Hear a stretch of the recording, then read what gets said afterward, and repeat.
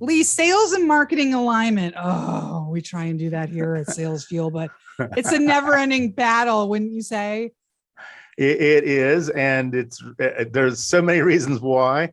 And you think it sounds easy, right? It's like, okay, you get both oars in the water, each at the same cadence. You're in swing, if you will, and it sounds easy, but oh so difficult to do on a regular basis. So thank God our guest is here today. Welcome to Manage Smarter, everyone. My name is Audrey Strong. I'm the Vice President of Communications here at SalesFuel. And I'm C. Lee Smith, the CEO and founder of SalesFuel. So to our rescue is Darrell Amy. Hi, Darrell. Thank you for coming today. It's fantastic to be here. We're going to have a great conversation. I can already tell. This is definitely Darrell's jam. So let me tell you a little bit about him. He is on a mission to help great companies grow revenue.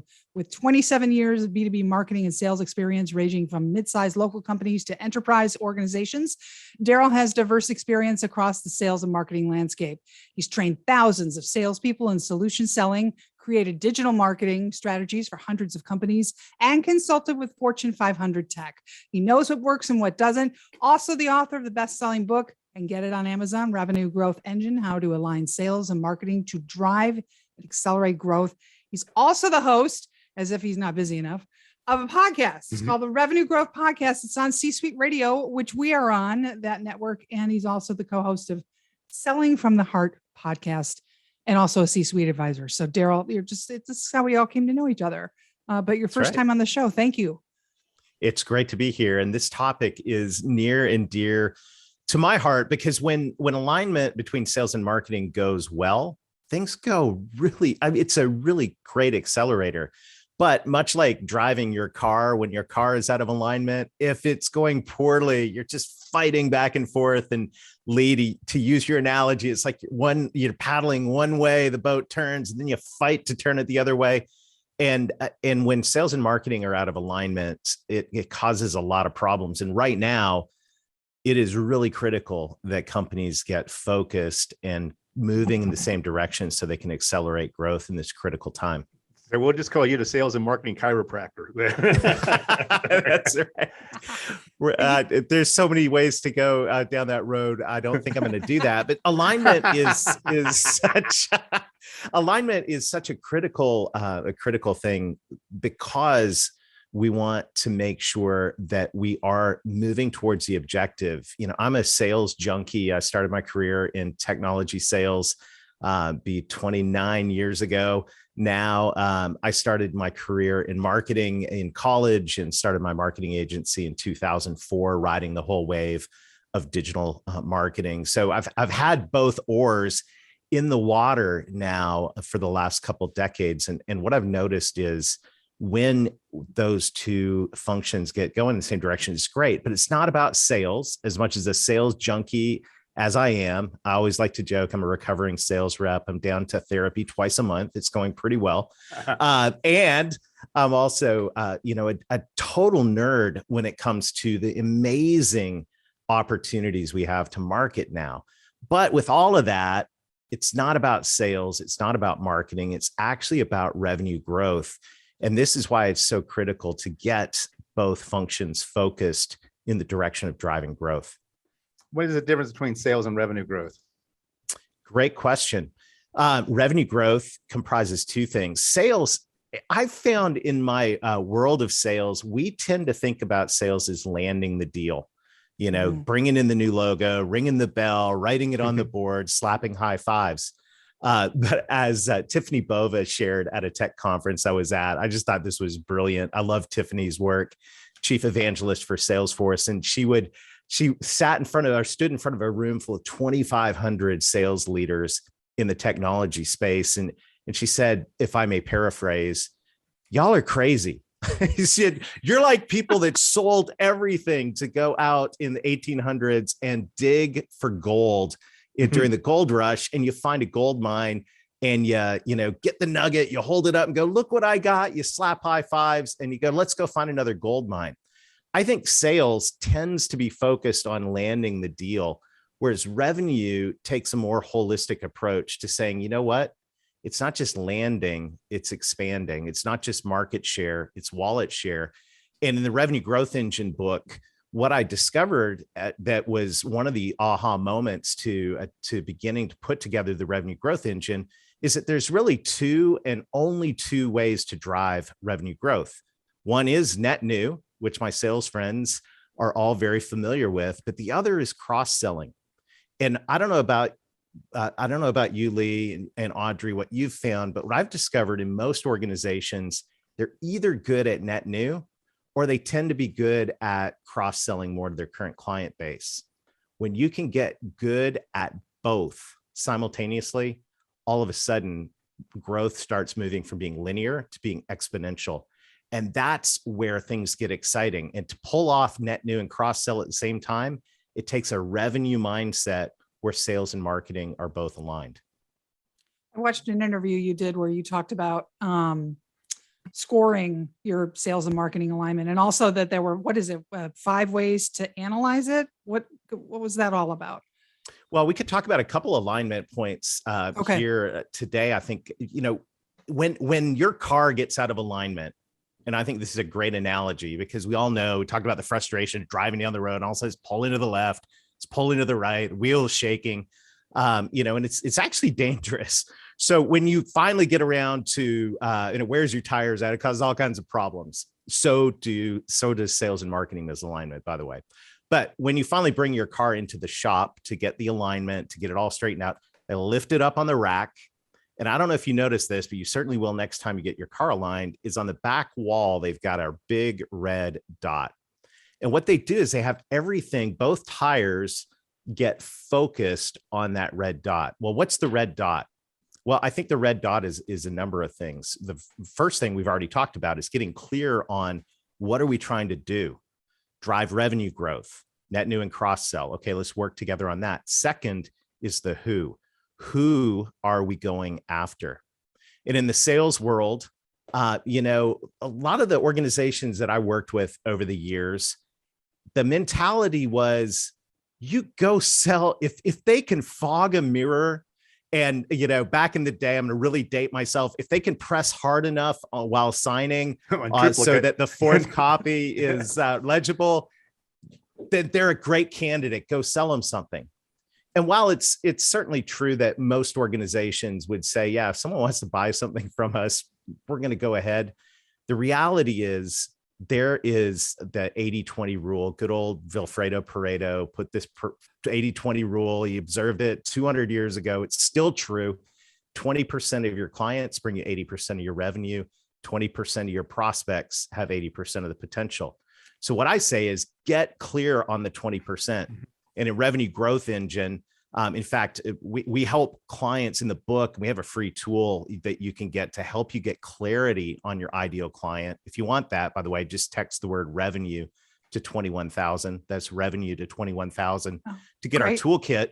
But when you get clear on that ideal client, like who is the prospect that is going to have the potential to bring you the most revenue, then now you've got something you can point sales and marketing towards to get alignment. So it's not about sales, it's not about marketing, it's about the ideal client. The third thing is something that a lot of folks in sales and marketing haven't thought of, and it's something we've borrowed from our folks on the other side of the sale. Is called client or customer experience. Right before, as I was writing Revenue Growth Engine, it was right before the pandemic. I was out at Sales 3.0. I was also speaking at another technology conference in Orlando. The week everything shut down. That was a horrible place. You were there too. I spoke at that conference. You guys were both there. Yeah. Oh, awesome! How fun, right? So anyhow, so I was out there. You guys remember that week? That was the week Disney shut down. It was a terrible time to be I was in traveling. Universal, and then that night they shut everything down. So I was like, woo. Worst place on earth to be, but it's usually the happiest. I thought at the time it was the worst. But one of the favorable moments that week, I had dinner with a group of friends and people I was 1 degree of separation from. And the guy across the table, introducing myself, I said, "What do you do?" And he goes, "I work for the Disney Institute." Like, boom, you got my attention, right? Disney Institute teaches other companies how to create magical experiences. And I said, "What does the Disney Institute read? Like, where do you learn how to do all this stuff?" And he goes, "Oh, that's easy."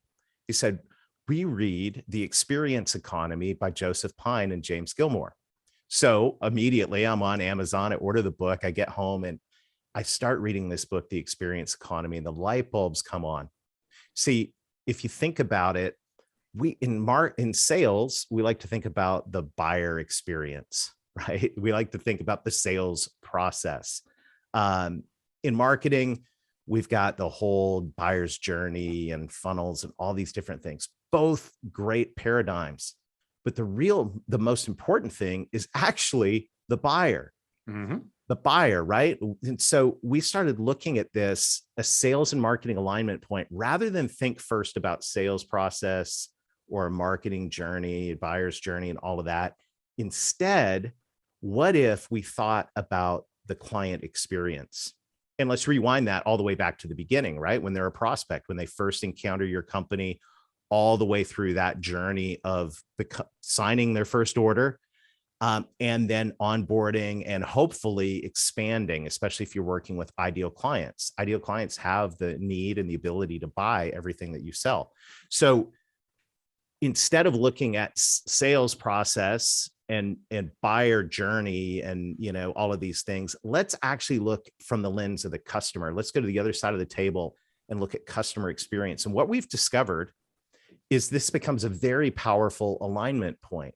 So rather than arguing about language of sales and language of marketing and metrics of sales and metrics of marketing, all great things, let's actually think about the ideal client and let's think about their experience and what are the stages of the customer experience and how can we remove friction and make it more compelling to move from stage to stage. Now we're creating pipeline velocity. And this has been extremely helpful when we're doing revenue growth workshops for organizations, bringing marketing, sales, and yes, operations into the room and going, let's map out this customer experience.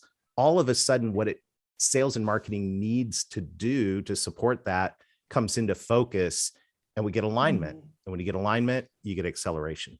What are some of your favorite specific client experiences, examples that you can give as tips and ideas for our audience? I mean, you say to enhance it, but I'd love to hear some specifics. Well, there are so many different ones. I want to focus on one stage that's common to every company, and that is the onboarding stage. So if you think about it, my friend Mark Hunter, our friend Mark Hunter likes to say, you don't close a sale, you open a relationship. And, that a lot of times I think that sales mentality is, I got the deal, let's go to the next one. But really, the selling has just begun when that first order is approved. The marketing has just begun when the first order is approved. However, there's this massive disconnect in customer experience. The moment that the prospect approves the order, it becomes a customer, as sales professionals, we go back to the office and we're on cloud 9. We're high-fiving. We're buying plane tickets for the vacation. We're like, this is awesome. But on the other side, that new customer, what's going on with them? We all know the words buyer's remorse. So we're at an all-time high in our experience. We're like, finally, we've reached the mountain peak. And the customer is going, oh my gosh. What did I just do? What if they don't come through? Right? What is that going to mean to me? What's going to mean to the company? It could hurt my job. I bought something like this before and the experience was, and they're crashing and burning, right? And so understanding that, and Joey Coleman writes a fantastic book on this topic, Never Lose a Customer Again, one of my all-time favorite books. And Joey says, look, you've got 100 days. When we elect a new president here in the United States, the new president has 100 days. We're going to decide in that first 100 days whether we're going to vote for him again or not. And that is actually factual, scientifically backed research. Your new client, that big deal you've been working for years to land, you're high-fiving, you're a 11 out of 10, they're a 4 out of 10 and dropping quickly. And in that moment, a lot of times when we're ignoring them as salespeople and when we're, if we handed it off to implementation to get done, those first 100 days are so critical because that's where they decide if they're going to buy more from you. And they may not cancel at that moment. Some do, but they may not cancel, but they're making that decision. So as sales and marketing, let's think about the friction points there. Let's think about how we can alleviate those friction points, and we'll set the stage for what should be the low-hanging fruit, but isn't in most companies, and that's the cross-sell. So there are all kinds of things you can do there, but this is so critical. So before we get to onboarding, they first have to become a client. What do you think about the concept of applying the concept of secret shopper then to business sales? I think secret shoppers are a phenomenal idea. I think we should ask our clients more questions. I think we should survey. I think we should focus group. One of the best things we can do, marketing friends out there and sales leaders, revenue leaders, do case studies. Ask, go out and do case studies and ask. And then also a tip of the hat to my friends who've served in the military and in law enforcement. They talk about after action reviews. So let's do all of the above, and let's really get our minds around what's going on at each stage of that journey towards becoming a customer and then becoming a full client that buys everything they can buy from us. Let's understand that. And that is a never-ending conversation. So yes, secret shoppers, surveys, case studies, after action reviews, whatever you can do. This is the job of sales leadership, to really get in there and understand that stuff, because then we can put processes in place to ensure that those stages of the client experience are seamless and compelling. So I have a two-part question for you. They're related. What's the most common thing that people in sales do to undermine sales and marketing alignment? Great question. Marketing does a really, they work hard. Your marketing people work hard. You may not think they do. They do. They're working hard, and they're working hard to create stuff that is going to help you succeed. So first of all, read it. Salespeople, we tend to just gloss over some of the stuff that gets put in our inbox or on our desk. First of all, read it. Second of all, I think the best thing you can do if you're a sales leader or a salesperson that goes, this marketing's garbage, well, help. And here's one of the best ways you can help. Bring your marketing person along on a field ride, or invite them into a customer conversation on a Zoom call. Take them to lunch and begin to have discussions about what you're hearing from your clients. Because in the absence of that, in the absence of like real world experience, and even down to like the words to say, marketing is always going to fall back on generic stuff. Our company can help you be more productive while cutting expenses and improving security. It's like market, that's where we have to go as marketers, unless we have specific context. So if you think your marketing is garbage or wishy-washy or ineffective or out of point, three fingers point back at you and you're pointing at that marketing department. Spend time with them, sales leaders, salespeople, spend time, if possible, like share the same office, like get work together. So then obviously the next part of the question is, what's the most common thing that marketing people do to undermine the sales marketing alignment? Well, I think it's the exact same side of the coin. They don't listen. And in Revenue Growth Engine, which, by the way, when you text revenue to 21,000, if you want a free copy, I'll send you one. Just pay shipping and handling on that. But at the beginning of the book, one of my pointed recommendations to marketing people is get out of the office. Just like, get out of the office. And there are so many wonderful, awesome, incredible, shiny objects right now in marketing tactics. It's a fascinating and phenomenal field. And by the way, sales leaders, be open-minded. There's, traditional sales strategies and marketing strategies don't need to go away, but be open-minded to trying some of this new stuff. It's incredible. Absolutely. Mm-hmm. But all of that to say, marketing people, whether you're doing traditional marketing or you're doing the latest cutting edge marketing, it's going to be much more effective if you can go out and listen to the ideal clients and what they're saying. And this is so important right now because we're in a rapidly shifting marketplace. I mean, what buyers wanted before the pandemic changed into the pandemic. And now it's just, you got to have your ears to the ground. And marketing people, you got to escape the generic corporate buzzword soup garbage marketing and listen to your clients and get them to tell you specifically what they want to accomplish. That's hyperbole. Lee will tell you I'm constantly saying that is the most empty thing I've ever heard come out of your mouth. What does that mean? People will talk paragraphs or whatever, and they actually told you totally nothing. And be flexible. We created a whole messaging deck for a new product we have. And then our salesperson gave a bunch of feedback and some of the objections and some of the things that were message points that hadn't even occurred to us. And so don't dig your heels in and say, well, I wrote this and this is Pat. It's got to be a living, breathing document. Yeah, so what you did well there is you included sales in the process of actually preparing the messaging deck. And then when we asked sales then to do a demo using the messaging deck, they went off and wrote their own messaging deck or whatever and totally ignored the stuff that they created with marketing. So that's got to be frustrating, don't you think? Yeah, but I would just look at those as dashboard lights, right? When you see situations happen like that, there's a dashboard light. It's kind of, to use the engine analogy, your engine light just popped on, something's wrong. And it's probably, we got leaders listening into this call. So it's probably a leadership issue. And so one of the best things that sales leaders can do to ensure alignment with sales and marketing has nothing to do with sales and nothing to do with marketing. It's actually to upgrade your leadership skills. And that's one of the things I love about what you're doing here at the podcast is you're helping people upgrade their leadership skills, because there is of course, Drucker said, culture eats strategy for breakfast. There's creating that culture. There's creating learning moments. So that moment when marketing creates something and sales, trashes it, does something different, is a learning moment. Lead through it. Be a leader. Who should take the lead on on deciding what the red dot is? I mean, who the ideal customer is? Because I could see sales and marketing fighting over that.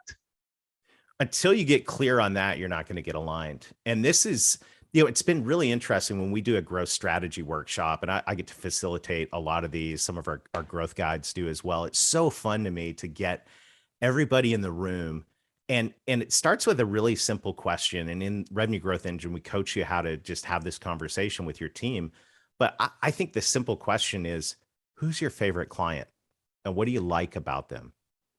And that begins the discussion of people starting to identify, oh, okay, right? There may be